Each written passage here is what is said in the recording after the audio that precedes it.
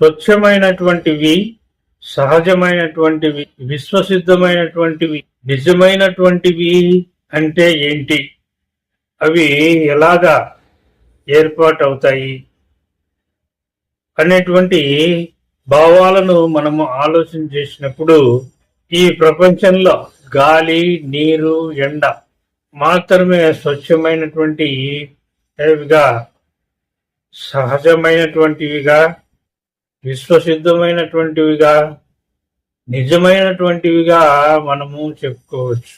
ఎప్పుడైతే మనిషి వాటిని స్వచ్ఛతను వక్రీకరించి వాటికి ప్రత్యామ్నాయ పరిస్థితులను ఏర్పాటు చేసి, నీటికి ప్రత్యామ్నాయ పరిస్థితిని ఏర్పాటు చేసి, గాలికి ప్రత్యామ్నాయ పరిస్థితిని ఏర్పాటు చేసి, ఎండకు ప్రత్యామ్నాయ పరిస్థితిని ఏర్పాటు చేసుకుంటాడో వాటి యొక్క ప్రత్యామ్నాయ పరిస్థితులు మళ్ళీ మనకే ప్రభావాన్ని చూపుతాయన్నమాట. సహజత్వం లేని, విశ్వసిద్ధత లేని, నిజం లేనటువంటి గుణాన్ని ఏర్పాటు చేసుకొని అసహజ, విశ్వసిద్ధత లేని, నిజం లేనటువంటి ప్రభావాలను మళ్ళీ మనపైకే చూపడము జరుగుతుంది. కాబట్టి వాటి యొక్క స్వచ్ఛతను, విశ్వసిద్ధమైనటువంటి గుణాన్ని కోల్పోతాయి, నిజమైనటువంటి గుణాలను కూడా